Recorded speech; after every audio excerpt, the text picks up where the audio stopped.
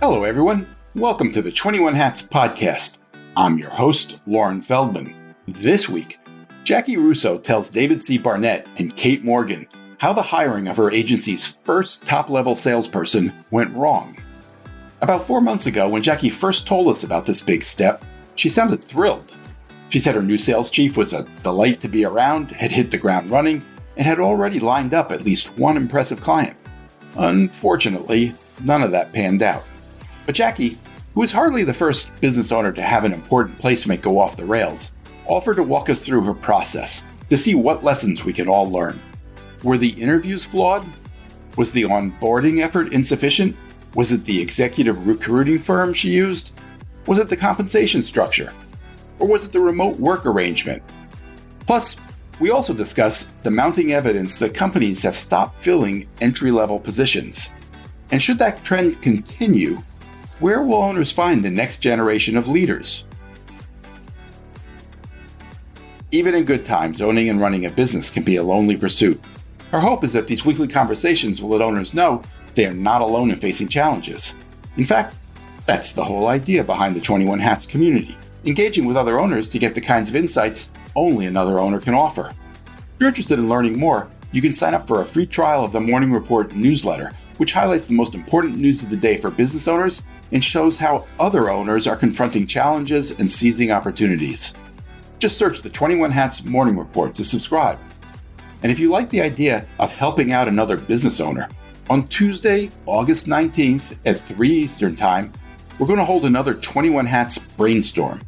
This is where we gather virtually, one owner presents a challenge, and we all try to offer support and suggestions. And then we turn it into a podcast. Our guest of honor this time will be Ilan Daniel, who's trying to decide how big a business he wants to try to build. If you're interested, let me know by replying to your morning report or by shooting me an email at Lauren, Loren, at 21hats.com. I'll send you all the information.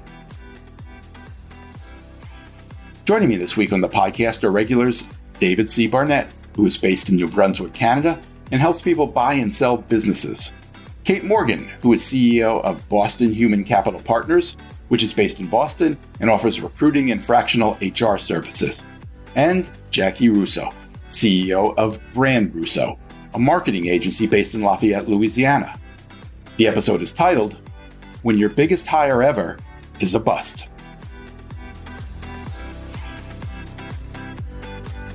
Welcome, David, Kate, and Jaci. It's great to have all of you here. I want to start out with a quick thank you to all three of you, but especially to Jaci. 3 or 4 months ago, Jaci, you told us on the podcast that you had made a big, important hire, maybe the biggest and most important you'd ever made.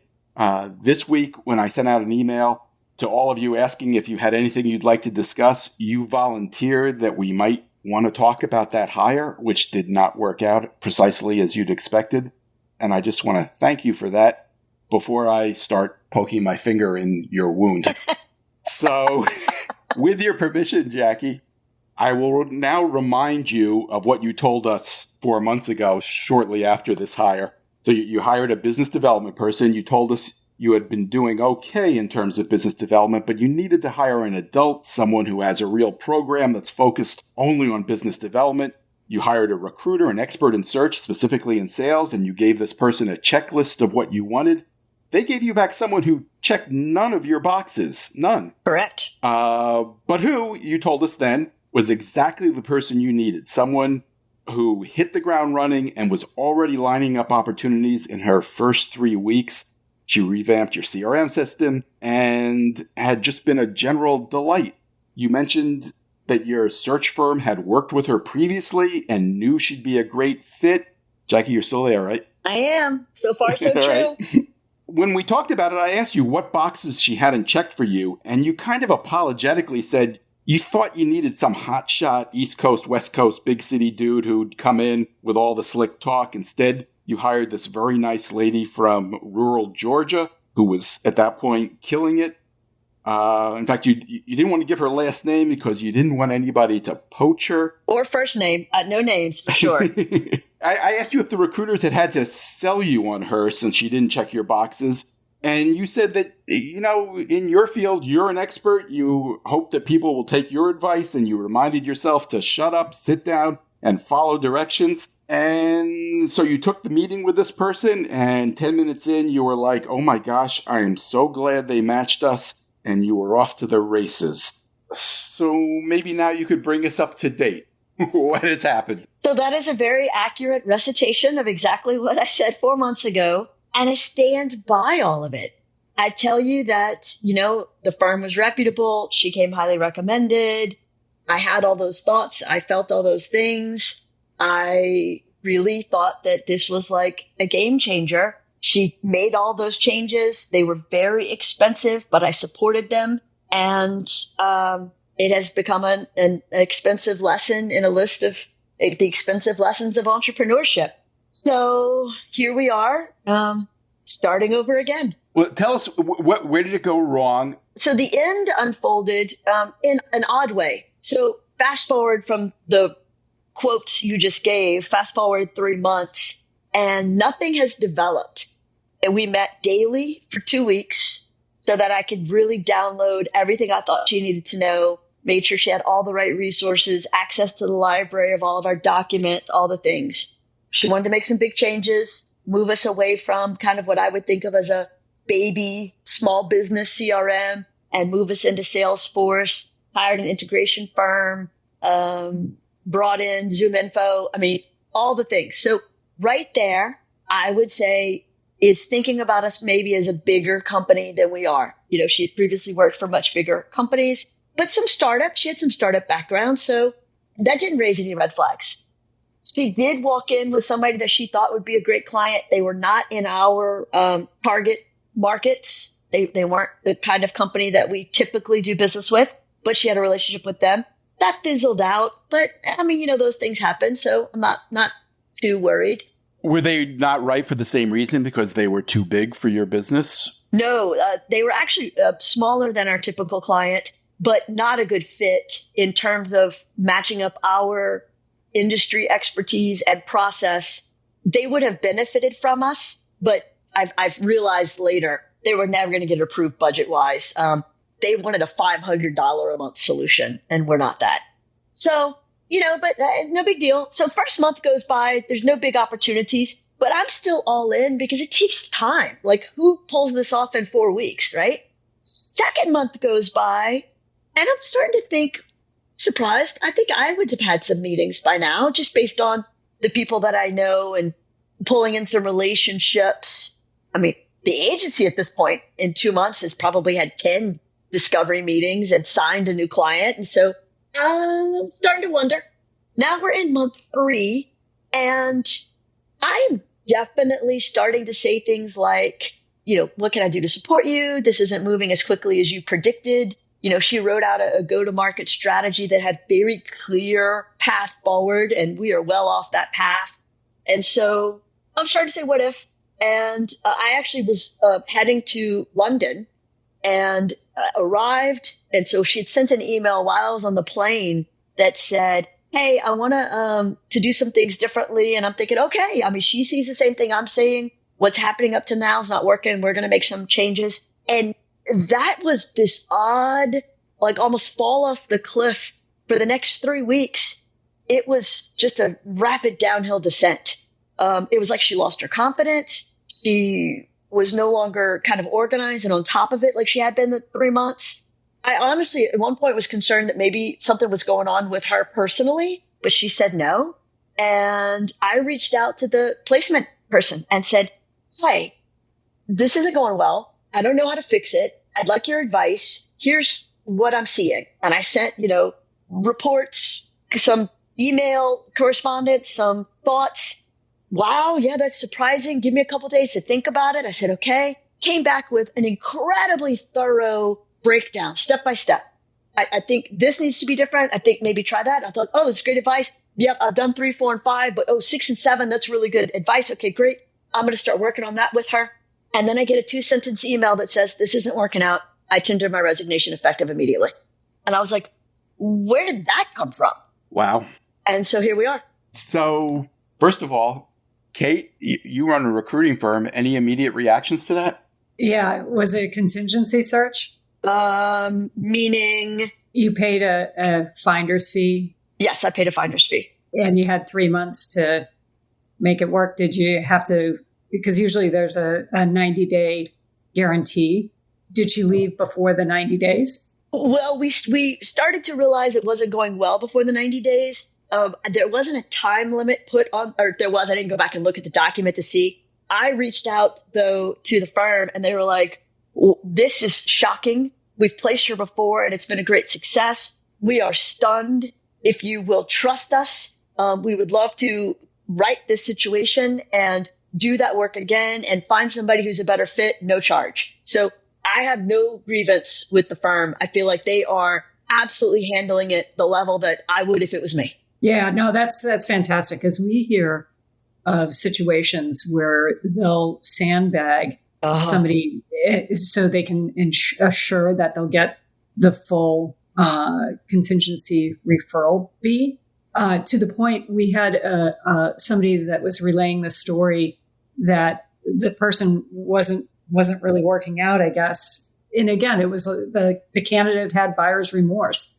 Roundabout Channel found out that they paid the candidate $1,000 to stay until the 90 days were up. Ooh, wow. On the 91st day, the person gave their notice. wow. That's low ball. Yeah.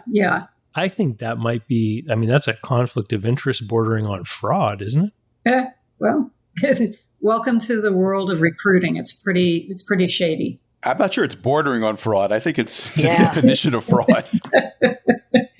Yep. It's dodgy, but it sounds like they were at least honorable. Yeah, I don't think this is that at all. I am stunned. They are stunned. The way she started to the way she ended, it's almost like a personality Jekyll and Hyde thing.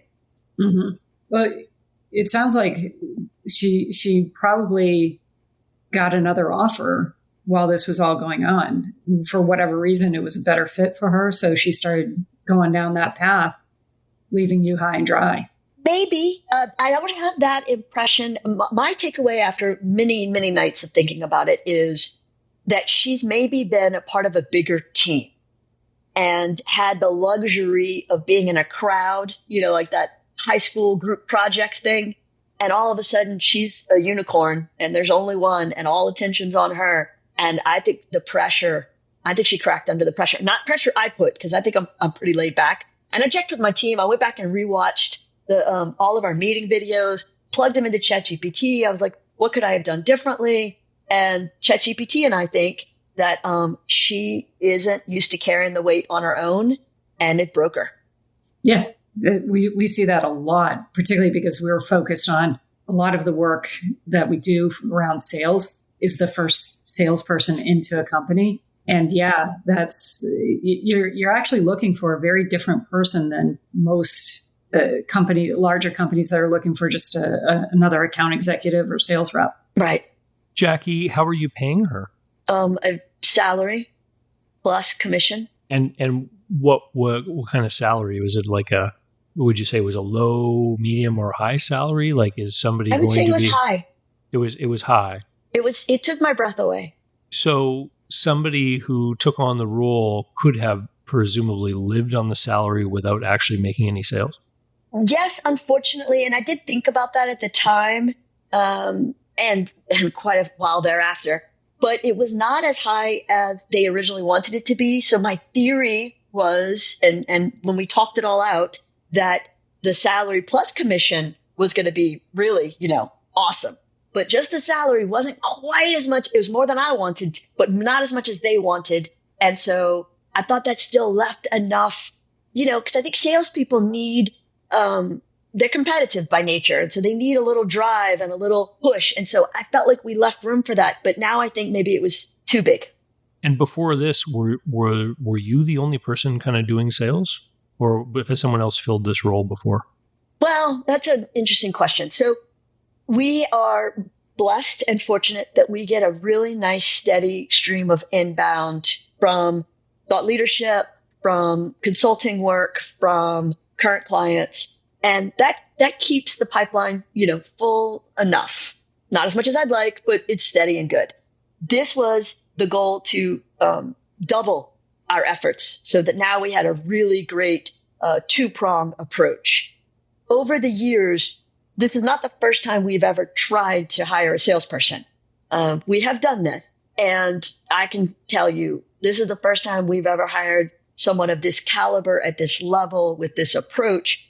Otherwise, it's been friends or somebody who's, just gotten laid off and they need a landing spot. And I thought, well, maybe you could make this work. But this is the first time we've been really hired a firm, been diligent, dedicated resources, all in.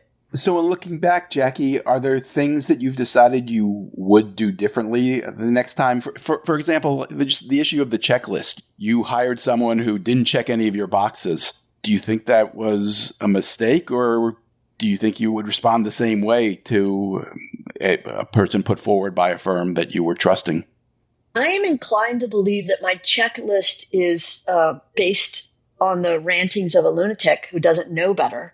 And so I would not hold anyone to my checklist because of everybody involved in this. I am the least qualified to decide what I think the search firm knows more, and the candidate the successful candidate will be smarter, better than me at their job. So I'm fine with the checklist being wrong. What I do think, though, because I have 2 interviews set up for next week for a replacement, and I do think that I'm going into those with eyes much wider open. I have a whole new set of questions based on my experience that I wish I had asked last time. I'm a fall hard, fall fast kind of person. And so where in this case, the now gone employee, they were a good salesperson that they sold me on them. And that was my mistake. I'm going to own a whole lot of places where there are red flags in retrospect that I never saw. And so I do feel like I really have to reset myself because I'm tempted, and I know I'll get it in check, but right now I'm tempted to go hard in the next set of questions, and it's going to be like a firing squad because it's like, wait, what about this? What about this? Because I feel so burned. But I think I've got it in check. I've worked out a really moderate tone to my questions. It will not be as much of an inquisition, but it will be a better set than it was the first time. Because I want to know more about, have you been in a team? Have you been first salesperson in before? Can you take this program that we have that works okay and turn it into something that's really for you? What are you thinking in terms of expenses of throwing away all the money we just spent and doing it your way? So I have more questions now. Do you think maybe, since it sounds like this was the first time you hired a recruiting firm, especially at this level. Yes. Do you think maybe you thought you could rely on them more than was appropriate? Yes. Yes, absolutely. I felt like it was kind of like one of those matchmaking services where you just show up at the altar and it's a perfect fit and you're married for the rest of your life because, that's what I want. I don't enjoy the interview process. I find that I either talk too much because I want to sell them on how great we are, or I'm a better listener just to listen versus listen to ask the next question. I'm not as great an active listener in the good way. And so it's more of a conversation than an inquisition. And so I got to move that pendulum a little more to the middle. Kate, is that something you see where people kind of have to learn how to use a recruiter? Yeah. I mean, because our model's a little different, we really do view ourselves as more people strategists. So we will coach our clients on how to better interview and prepare for it, particularly around sales. Because if we're working, say, with a technical co-founder, the last thing that they've ever thought about doing was going into sales. So we need to really help arm them and prepare them for what they're looking for. And a lot of default, and I caught you, David, speaking about this, was like inferring about, well, maybe you paid them too much money. Well, it's actually the challenge if you underpay the people who are super money motivated.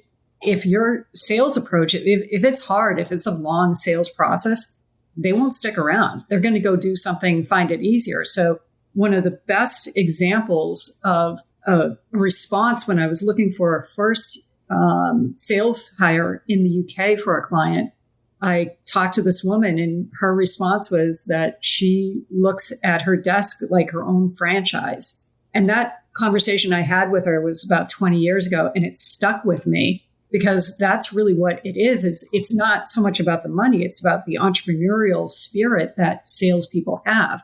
They just don't have maybe the visionary focus to launch something on their own, but you still need to have that working relationship where you can get the, life cycle, the full understanding of how they're approaching the potential customer. You want to have that open dialogue. And entrepreneurial minded salespeople tend to do that. They tend to enjoy it. Can I offer a bit of a thought experiment for Jaci to help her get ready for this interview process? Jaci, if you can imagine the future of your company, and let's imagine that the revenues are 10 times bigger than they are today. So this is some point in the future. What different roles do you think might exist in the sales department? That's a good question. I imagine that we would, at that size, to scale like that, we will have had to now have, in this hypothetical scenario, a team of salespeople, because to get to that, there's no way one person's doing it. So we've got, 3 or 4 of them. I would imagine there's a more intense process around the data, because we'll have multiple of that as well.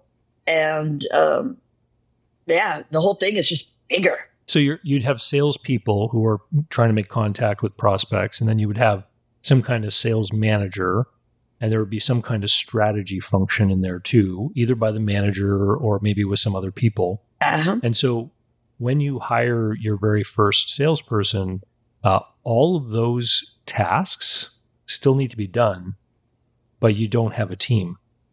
And so you have to figure out which of those specific roles and tasks are you going to cover, or someone else in your team right now going to cover, and which ones are going to be covered by the new person, right? Because the salesperson that you hired could be very, to your point, may have been on other teams before where this path was well trodden, and people were able to say, this is how we approach people, this is what we say, here are the value bites we say in the conversation, and this is how we, whatever. But a lot of that has not been established yet at all in your business. Right. And so there's a lot of construction that has to happen. And if there's certain aspects of those things that the future sales department would have to do that you're not doing today, or you're not conscious of doing today, then you have to figure out who is going to be doing those things in your new sales department. And if it's not you doing some of those leadership roles, then it means the person you hire has to be able to do those as well. Mm-hmm. But David, Jaci, maybe I missed this, but it sounded like the person you hired, that's exactly what she was bringing to the table. Just looking at all the tools that she was looking to roll out, it sort of gives you this impression that she knows how to set up a high-functioning sales process and department. She literally said it, and it was written on her resume that she had done that at 2 other occasions. Yes. Yeah. Did you check any references? I didn't. I used the vouch of the placement agency.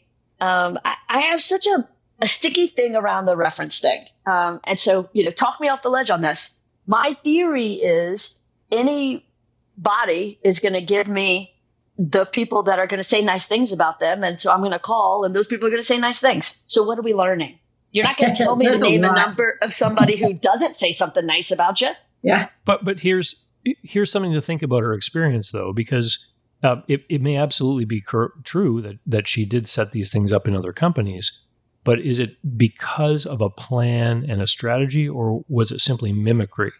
So if she was selling widgets in one company and then moved to another up-and-coming company that was in a very similar or analogous industry, did she simply replicate her experience from before, and it worked in that new place, right? Because for you, you right now are not doing a sales function. You're using other marketing methods like the thought leadership and putting yourself out there and sharing your ideas, and you're drawing people in. And the outbound sales is a very different kind of thing. I think you need someone who's going to be able to figure out how they can get not only a conversation with prospects, but maybe even work to get your prospects in the line of fire of some of the other things you're already doing, right? Yeah. So developing relationships and all this kind of thing, it may not be that you're looking for someone who's going to cold call, 100 companies to try to get 3 meetings, and like it just may not be that kind of process. It may require a bit of iteration and figuring out. And I'm not saying that I know exactly who it's going to be, but I think maybe if you think along these lines, it might help to inform some of the interview conversations you have. Jackie, I'm going to channel Jay Goltz here a little bit. He has gone off numerous times on this podcast about checking references. His point is that, if you say to him 90% of the time it's a waste of time, he'll agree with that. But that 1 out of 10 makes it all worthwhile. And, perhaps this would have been your 1 out of 10. He says that there are ways to ask questions that you can, even if you have to read between the lines, you can get a sense. If you ask, would you hire this person again? Sometimes you can feel the emotion in their voice. People are inclined to say nice things, but often they don't want to just outright lie. And you just never know what you might turn up. There's a lot of techniques and questions. And Jackie, I'll send you one of our templates that we use. Thanks. The really setting up the call with the reference also helps. I joke whenever I get a reference on the phone, I say, listen, chances are you had a good relationship, because I'm on my second marriage and there's a guy and his mom out there I'm not going to list. And that usually gets them to laugh about it. But then I drill down and I say, this is our last attempt to make sure that we're going to provide an environment where this person can be successful. So all of your answers are going to help us determine that. One of my favorite questions, and I usually wait to ask this towards the end, is I'll ask the person, what's their most memorable experience with the person? And that's so telling because I want to know, are they like dialed in and they're talking about a work challenge that they overcame or just how they kind of crafted a solution? And that has always been one of the most eye-opening reference questions I've asked. Interesting. Okay, I like that. I like that a lot.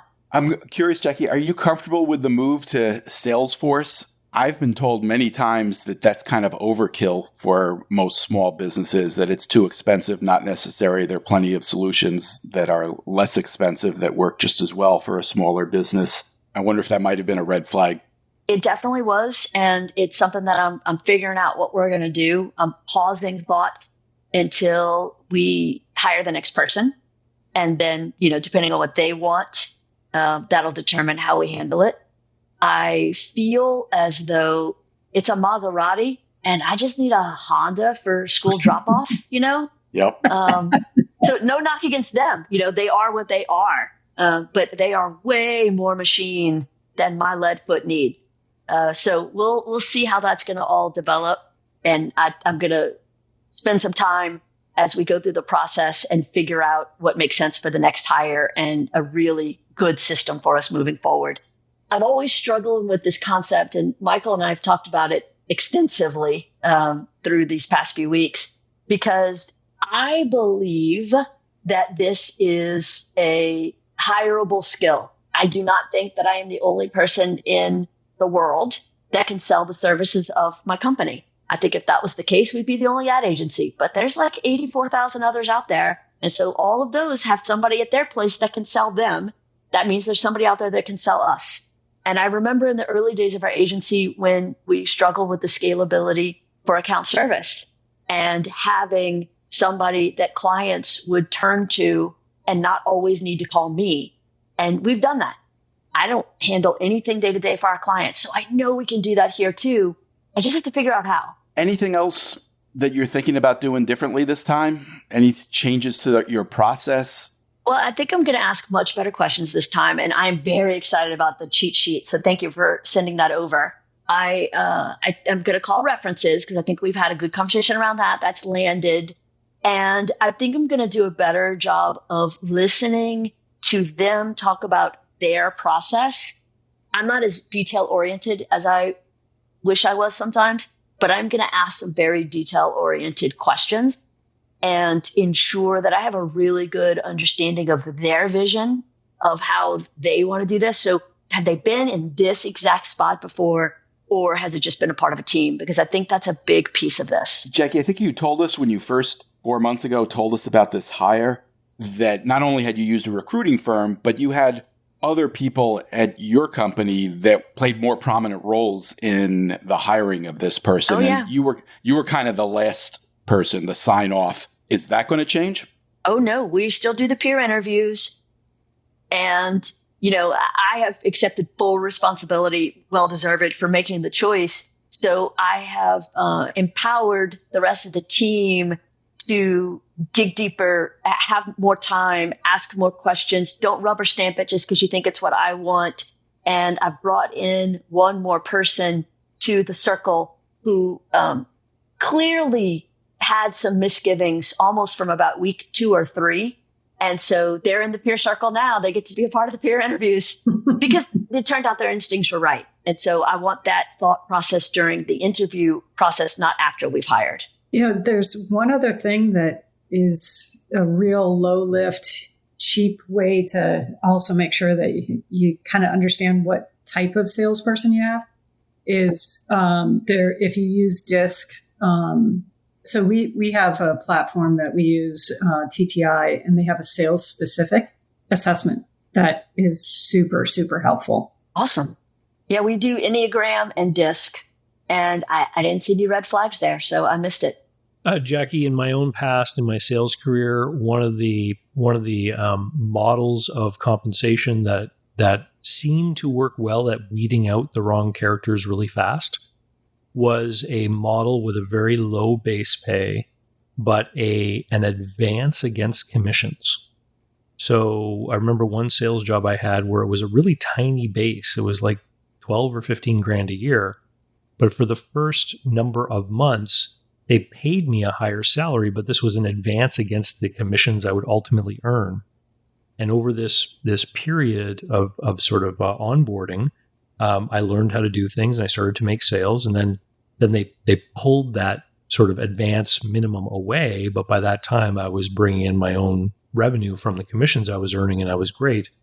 But what I saw is that the people who were having trouble saw that cliff coming up, and they usually pulled their own ripcord well in advance of the cliff. So there could be some different ways to offer compensation that might encourage either performance or to help people self-select themselves out if they didn't feel that they could pull it off. Right. It sounds like that's pretty much what she did, right? Because even without having a recoverable or non-recoverable draw, this person tendered their resignation, correct? Right. Yep, absolutely. What do you think would have happened if she hadn't? Well, I mean, I had requested a meeting that day so that we could talk about some discrepancies I had seen in Salesforce in looking at kind of the activity. It felt kind of sporadic. And so I was looking for, how do we improve? How do we make this better? What can I do to better support you? I think that eventually either we would have gotten her process fine-tuned and she would have started being successful, or we would have let her go. But I wouldn't have done it that day. I mean, I was in for a penny, in for a pound. I wasn't going to cut the cord at all. I wanted to make this work. One other thing we haven't discussed here is you're in Louisiana. She was in rural Georgia. Do you think the fact that she was working remotely might have had some impact here? And are you rethinking that at all for the next hire? I'm fine with remote. I think that I think it's good when we spend some time together, which is why we did those, everyday hour-long meetings so we could really get to know each other and spend some quality time together. I don't think it has to be in the same room. Me personally, if that made them more comfortable, then sure. But I think I would really lessen my pool of applicants if they had to live in Lafayette, Louisiana, because it's a small town. So I'm not going to have as many people to choose from as getting to pick from the whole rest of the country. What if you did a 1-week onboarding in Lafayette? I'd be great with that. Where the new hire came to your office, got to meet the team, got more of that, an appreciation for everything that's happening and who does what and everything. Do you think that maybe could help set expectations or make someone feel more integrated? And I would be fine with that. That would be absolutely great. There was a discussion of that at the beginning because I offered that because I thought that would be helpful. And she didn't feel like it was necessary. So she spent time with everybody on Zoom. And so, I would hate to mandate it because I think not everybody's life is conducive to them just picking up and leaving for a week. But I want to do what's going to help them be most successful. So did you ever meet this person in person? No, only through Zoom. Kate, what do you think of that? It's so much easier to quit a company. I'm kind of on board with David on this. I'd actually mandate that they be there for the first week. Okay. It just, sales is hard. It's a grind. And if she wasn't used to this industry, if she was coming from a different industry, she probably thought it was going to be a lot easier. And when you're kind of out there on an island by yourself, it feels even harder. Mm-hmm. No, fair point. All right. Jaci, thank you for subjecting yourself to this. I hope we're still friends. No, it sounds like a whole coaching lesson. I feel so much better prepared for my interviews next week. Well, again, you're hardly the first person to experience something like this, but I appreciate your sharing it. I suspect a lot of people will benefit from the lessons you learned. I want to move on to another topic that's somewhat related. It involves hiring. The Wall Street Journal recently reported that AI is wrecking the job market for recent college graduates. The story talked primarily about the corporate job market and how entry-level jobs are being just taken off the board, and college graduates are having a hard time getting started. One thing that was mentioned kind of in passing is that this is creating a challenge going forward for businesses because it disrupts the flow of people who could potentially become leaders in a business, and it's not clear how that will happen in the future if these entry-level positions go away. So I guess two questions. One, do you think this applies to small and mid-sized businesses as well? And any thoughts on how big an issue it is in terms of developing leadership? Well, I'm excited to jump into this because I'm talking to all these new grads, right? It's tough because I think some people think, well, it's got to be just because of AI, but I think the economic conditions are also helping in part. But we do know that the unemployment rate for earlier career individuals, it's almost 6%. That's unheard of. And if you're dealing with, Boston, we're at 4.9% unemployment. The new grads are really, really feeling this. And then, you're not going to have these people moving forward. Everybody wants people to have 2 to 3 years experience because they feel like they've gotten something under the belt in that time. But moving forward, how are they going to learn anything? It's really a conundrum.